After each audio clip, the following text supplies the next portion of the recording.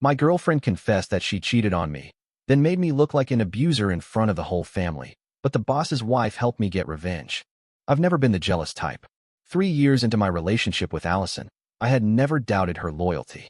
We met at work. She was in marketing, and I handled analytics. She had always been caring, fun, and sincere, so when things started changing, I didn't want to acknowledge it at first. The first red flag was her phone. She used to leave it anywhere, on the kitchen table, on the nightstand, sometimes even in the car. But now, it was always with her. She even took it into the bathroom. Most importantly, she reacted to every message like it was a classified government document. If I so much as glanced at it, she would tilt the screen away or lock it immediately. I told myself I was imagining things, that I was just reading too much into it. Maybe she was just more private now. Maybe she had some work stress she wasn't ready to talk about. But then, there were the late nights. Allison had always been punctual. Her job ended at 5, and she was usually home an hour later. We had a routine. But suddenly, her schedule changed. She started staying late at work more often, always with a different excuse. Meetings with clients, last-minute presentations, team bonding events. It wasn't just the work hours. It was the way she acted when she got home. She was always exhausted but strangely energized, like she had been somewhere exciting, not just at an office. And then, there were the changes in her appearance. Allison had never been obsessed with shopping. She had her favorite outfits, her usual perfumes. But lately, it was different. She was buying new clothes, expensive ones, dresses that looked too fancy for a simple office job, high heels when she usually preferred flats, designer perfumes I had never smelled on her before. She started caring more about how she looked when she left in the morning. I started noticing small things, too, like how she would check herself in the mirror more often before heading out, or how she would smile at her phone, only to put it away quickly if I walked into the room. At first, I tried to shake it off. I told myself I was being paranoid, but the feeling wouldn't go away. I finally decided to talk to my friends about it. Dude, you're being paranoid. Girls love shopping. That's normal, my friend Ethan said, rolling his eyes. Maybe she's just going through a stressful time at work? Jacob added. They weren't taking me seriously. Maybe they were right. Maybe I was just overthinking things. But deep down, I knew something was off. And I had a sinking feeling. This was only the beginning. That night, I wasn't even looking for anything. I had promised myself I wouldn't turn into that kind of guy. The one who snoops through his girlfriend's phone, who lets paranoia consume him. But sometimes, the truth finds you whether you want it to or not. Allison was in the shower, and she had left her phone on the bed. The screen lit up with a notification. At first, I wasn't going to look, but something made me glance over. Jay, miss you already. It felt like the air had been sucked out of the room. My chest tightened, my hands went cold. I stared at the message, hoping I had misread it, that it was some kind of joke or misunderstanding. But deep down, I knew better. I sat there for what felt like an eternity, the words burning into my mind. Miss you already. Who the hell was Jay? When she finally stepped out of the bathroom, towel wrapped around her, humming to herself like everything was perfectly normal, I looked right at her and said, "Who's Jay?" For a moment, there was nothing, just silence. Then, instead of panicking or fumbling for an excuse, she smirked. Actually smirked. "Oh," she said, grabbing her phone like she wasn't the least bit worried. "Guess you finally figured it out." My stomach twisted. Figured what out? She chuckled, rolling her eyes like I was some clueless idiot.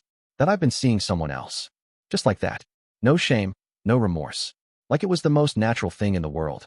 I felt like I was going to be sick. "You're joking," she snorted. "Michael, come on. You're sweet." But, she shrugged, like what she was about to say was the most obvious thing in the world.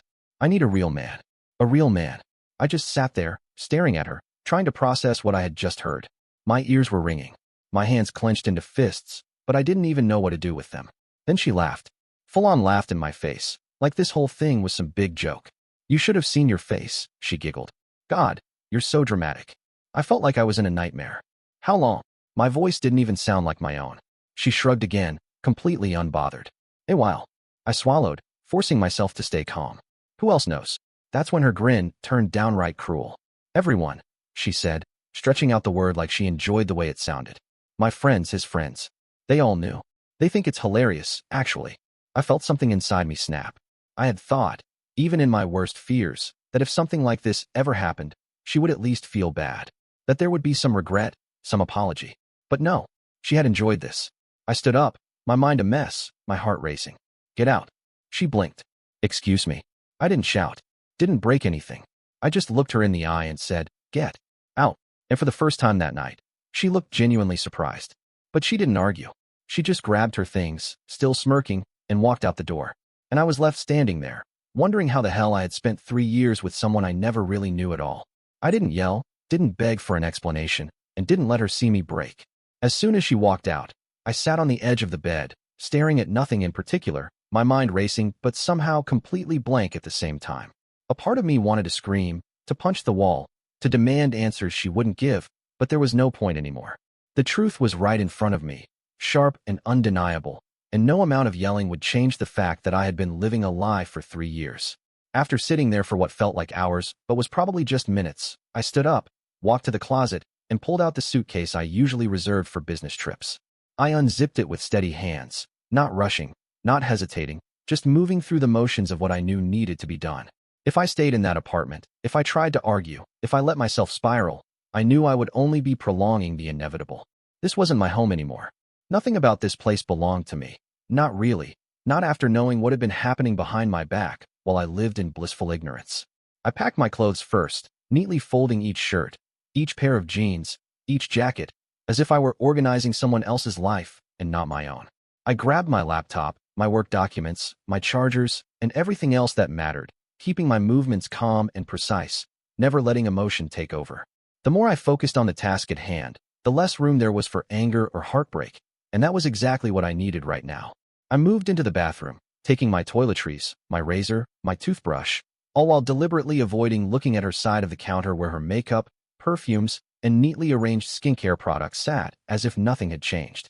When everything was packed, I stood in the middle of the room, looking around at the apartment that had once felt like a shared space, a place where we had built something together, but now only felt like a reminder of my own foolishness. I reached for my phone, held it in my hands for a moment, and then, without a second thought, turned it off and placed it on the kitchen counter.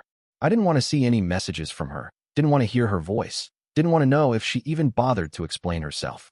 Let her have Jay, let her have her so-called friends who had all known and laughed behind my back. Let her enjoy whatever life she thought she deserved, because I was done being part of it. I picked up my bags, walked out the door without a final glance, and got into my car. For a while, I just drove aimlessly, the streetlights blurring past as I tried to process everything but failed to grasp any of it. I had loved her, trusted her, built a life with her, and in the end, I had been nothing more than a placeholder, a temporary option until something better came along. I thought about going to a friend's place, but then I remembered that even my so-called friends had known about this, had laughed about it, had probably watched me sit there like an idiot while they kept her secret.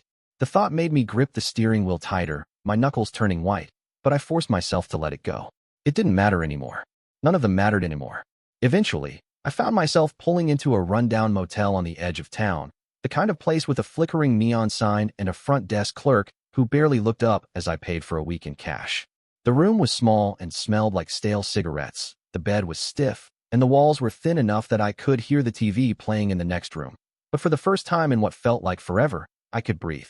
There was no betrayal here, no lies, no fake smiles hiding secrets, just a quiet, empty space where I could exist without pretense.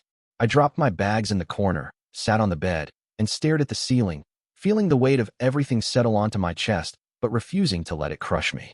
She was gone, my old life was gone, and as painful as it was, there was a strange sort of relief in knowing that I no longer had to pretend. I didn't check my phone, didn't reach out to anyone, didn't try to find comfort in explanations or closure, because the only thing I needed right now was distance.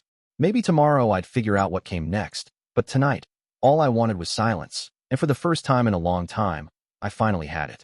2 days later, when I finally turned my phone back on, I was immediately overwhelmed by the flood of missed calls, unread messages, and notifications that appeared the moment the screen lit up, as if the world had been waiting for me to reconnect just so it could pull me back into the chaos I had tried to escape.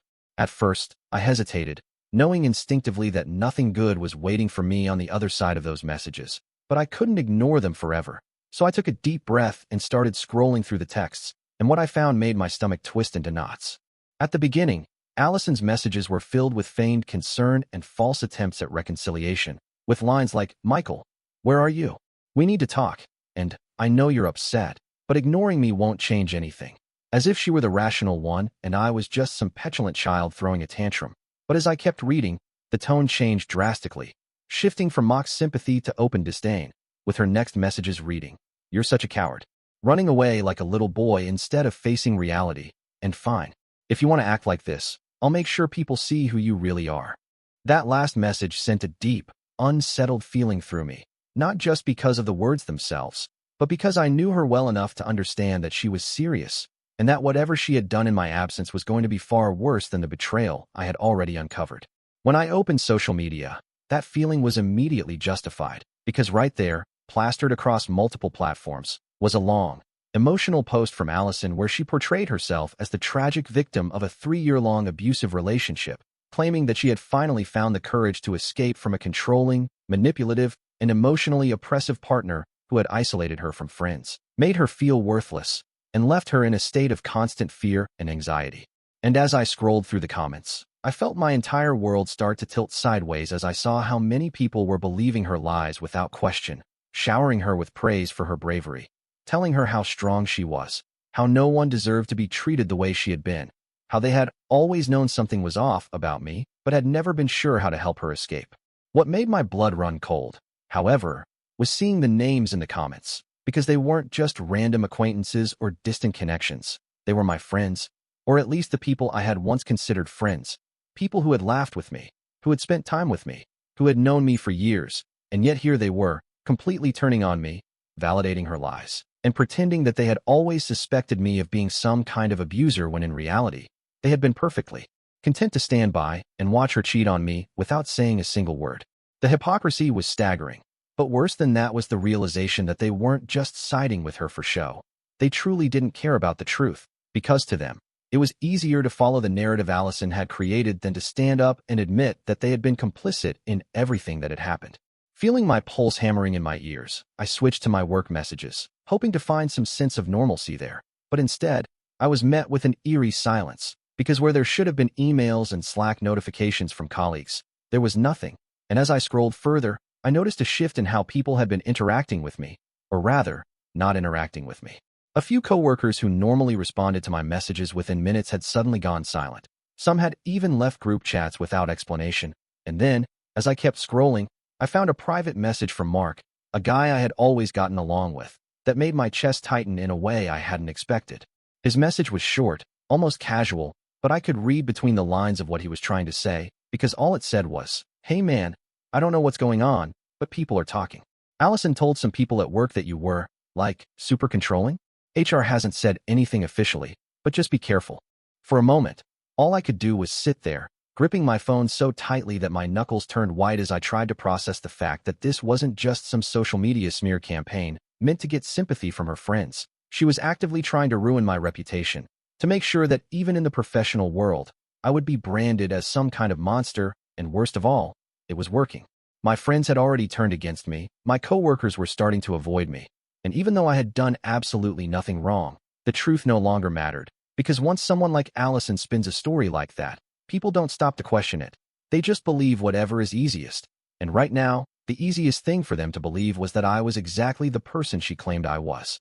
I had left to escape her, to get away from the lies, the betrayal, and the humiliation, but now I realized that no matter how far I ran, the damage had already been done, because she wasn't just trying to move on. She was making sure that I had nowhere to go. 2 days after disappearing from the world, I finally turned my phone back on, not because I wanted to, but because I needed to start figuring out my next steps, needed to check in with work, and needed to find some way to move forward. But the moment the screen lit up, I knew that whatever peace I had found in my temporary isolation was about to be shattered, because in an instant, my notifications exploded with missed calls, unread messages, and an overwhelming wave of social media alerts that sent a heavy, sinking feeling straight into my stomach as I hesitated for just a moment before clicking into the chaos I had been trying to avoid. At first, Allison's messages were exactly what I expected, filled with artificial concern, insincere attempts at reconciliation, and the kind of manipulative language that was meant to make me doubt my own anger, with lines like asking where I was, saying we needed to talk, acting as if I was the one being irrational. But as soon as she realized that I wasn't responding, the messages took a sharp turn, shifting from passive-aggressive pity to outright venom as she called me a coward, mocked me for running away, and then, just before the messages stopped, sent one final warning that made my entire body go cold as she told me that if I wanted to disappear, she would make sure everyone knew exactly the kind of person I was. I barely had time to process what she meant before I opened social media and saw firsthand just how far she was willing to go, because right there, plastered across multiple platforms for everyone to see, was a long, dramatic post where she claimed that for the past 3 years she had been trapped in a toxic, manipulative, emotionally abusive relationship, one where she had felt isolated and controlled, one where she had been too afraid to leave until now. And as I read through the endless comments of support, the overwhelming flood of people validating her lies, telling her how strong she was, how brave she had been to escape someone like me, I felt the anger rise so violently in my chest that I had to physically put my phone down just to keep myself from smashing it against the motel room wall. What made it worse? What made it unbearable? What made me feel like I was sinking into something I would never be able to escape was that it wasn't just random people who were believing her, because as I scrolled through the comments, I saw names I recognized, people I had once trusted, people I had once considered my friends, all chiming in with fake sympathy and performative concern, some even saying that they had always suspected something was wrong but hadn't known how to help, as if they hadn't spent the past few months watching her cheat on me behind my back, laughing about it, encouraging it, acting as if it was nothing. And yet now, they were standing beside her, playing their parts in the story she had carefully crafted, because siding with her was easier than admitting they had all been complicit in what had really happened. But social media was one thing. The betrayal of so-called friends was something I could at least try to ignore, but when I checked my work messages and saw a quiet shift in the way people were responding to me, when I noticed that the usual emails and Slack messages I received daily had suddenly stopped, when I saw that people who had always been quick to reply had now gone completely silent, that was when the panic truly set in, because I realized that Allison wasn't just trying to ruin my personal life. She was actively trying to destroy my professional reputation as well. And when I opened a private message from Gemma, one of the only co-workers I had ever really respected, my fears were confirmed as she told me that Allison had been talking to people at the office, spreading the same lies, hinting at accusations that were vague enough to avoid legal consequences, but damaging enough to plant seeds of doubt. And worst of all, she had gone to HR, telling them stories about how she had felt unsafe with me, how she had been trapped in a relationship she couldn't escape.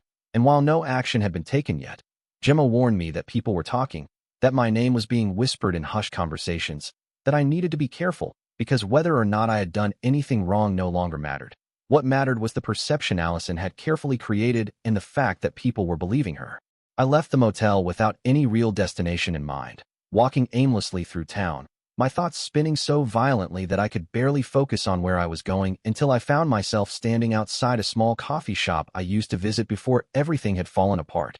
And without thinking, I stepped inside, ordered a coffee, and sat down by the window, trying to make sense of how my life had unraveled so completely in just a matter of days, staring blankly outside until I felt someone watching me, a quiet but deliberate gaze that made my skin prickle as I turned my head and locked eyes with a woman sitting a few tables away, a woman I had never met in person but immediately recognized because I had heard her name before, had heard the way Allison spoke about her, had heard the way she had been dismissed, reduced to nothing more than a footnote in Allison's past. And now here she was, staring at me with a look that was all too familiar, a look that told me that whatever I was going through, she already knew exactly how it felt.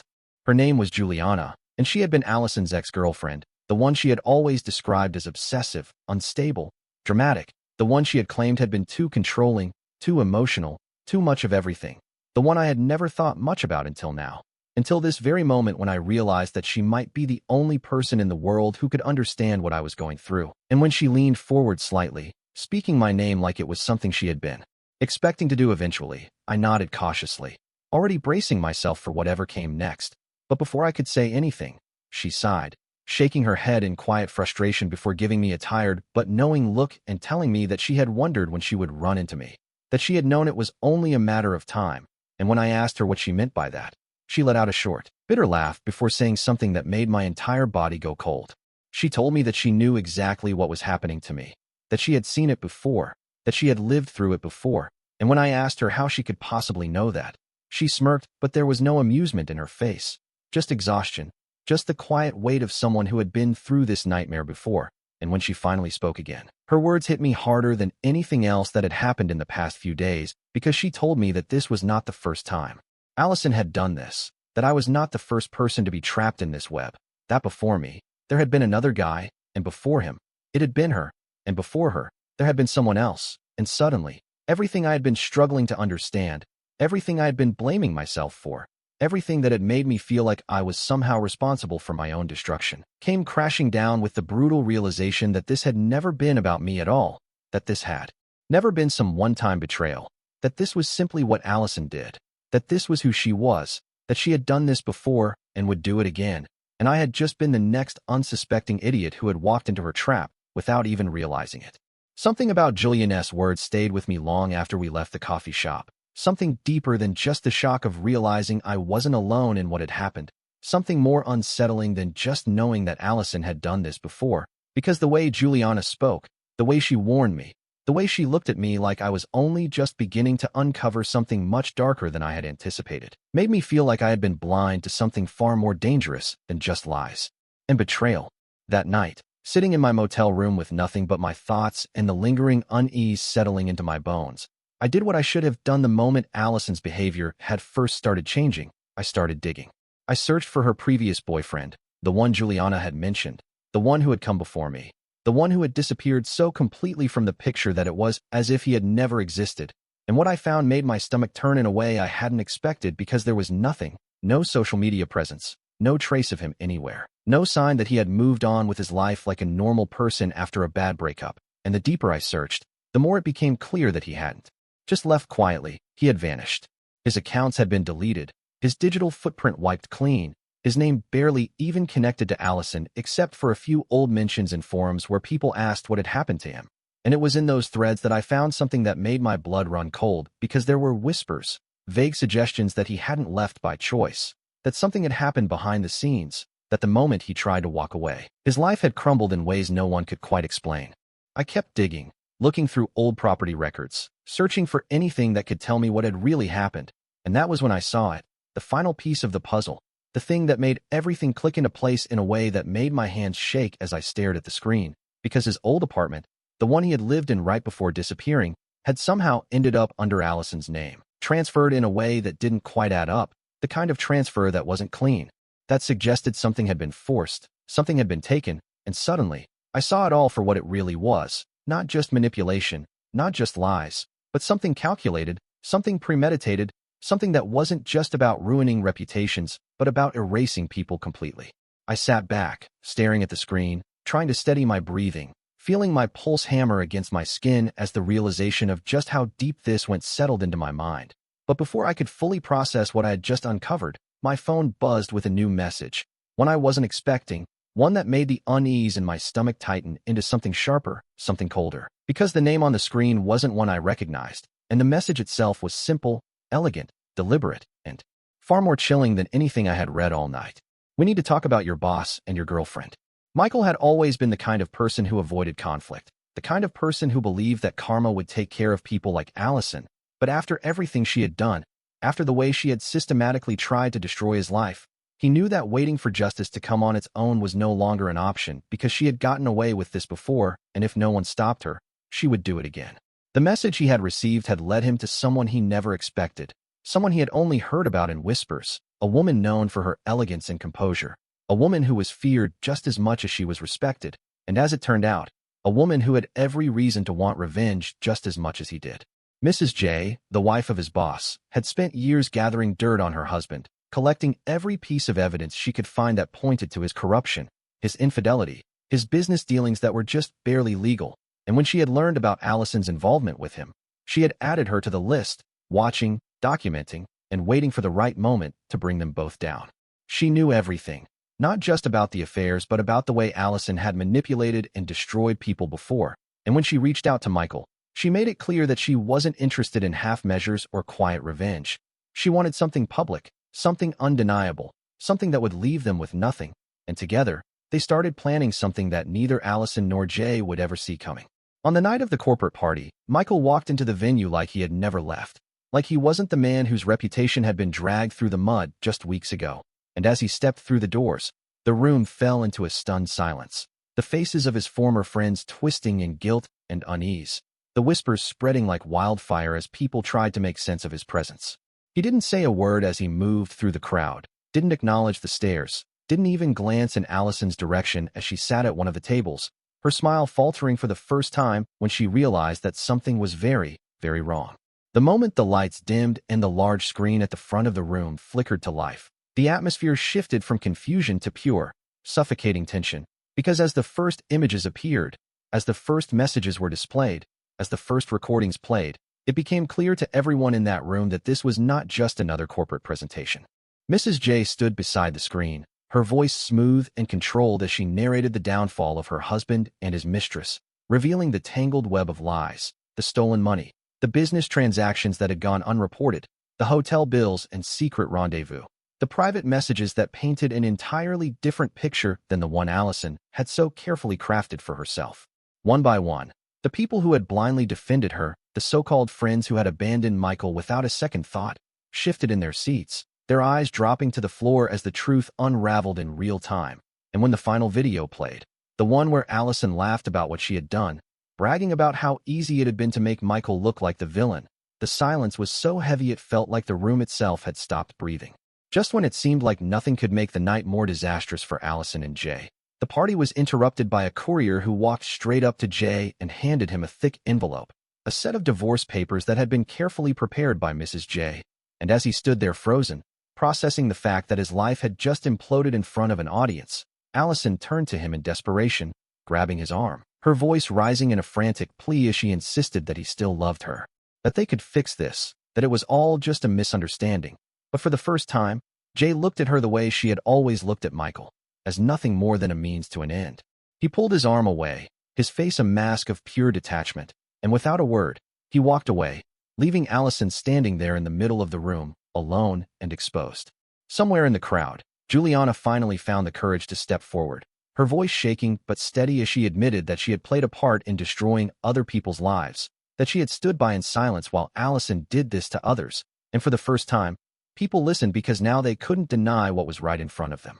The domino effect started almost immediately, with Allison and Jay being fired from the company within days of the party, their names tarnished beyond repair, their reputations collapsing under the weight of the truth. And then, as if the universe itself had been waiting for this moment, Allison's ex-boyfriend resurfaced, this time with evidence, this time with receipts, this time ready to take legal action. And the moment he stepped forward, others followed, people who had once been too afraid to speak, people who had been too ashamed to admit they had been fooled, people who finally saw a chance to reclaim what had been taken from them.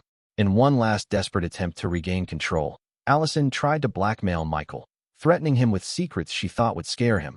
But when he only laughed, shaking his head in genuine amusement, she realized too late that she had lost all power over him, that there was nothing she could say that would ever make him fear her again.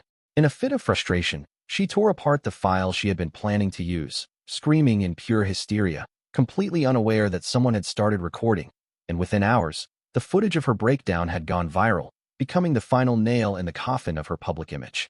Mrs. J walked away from the entire ordeal with everything, her divorce settlement leaving Jay with nothing, her calculated patience finally paying off in the most brutal way possible. And as for Michael, his life moved forward in a way he never could have expected. With Jay and Allison gone, the company promoted him, a quiet acknowledgement of the mistake they had made in believing the wrong people. And with his new position came a fresh start, one that included signing the lease on a new apartment, one that belonged solely to him, a space that was finally free of ghosts and memories he no longer needed. The people who had once turned against him, the so-called friends who had chosen to believe lies over the person they had known for years, tried to reach out, tried to apologize, tried to act as if they had simply made a mistake. But Michael didn't need their words. He didn't need their empty regret.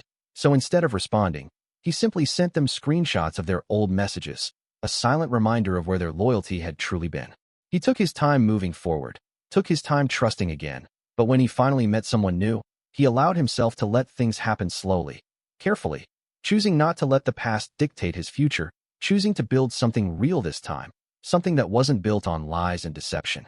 As for Allison, her name faded from conversations, her presence in the city became a rumor rather than a reality, and when he finally heard that she had packed up and left, running back to her parents in another state, leaving behind the wreckage of the life she had tried so desperately to control, Michael felt nothing but relief, no anger, no satisfaction, just the quiet peace of knowing that she was no longer his problem. As he sat on the balcony of his new apartment, looking out at the skyline with no weight on his shoulders, no chaos waiting for him, no one scheming behind his back, he allowed himself to breathe in the freedom he had fought so hard to reclaim. knowing that for the first time in a long time, his life truly belonged to him.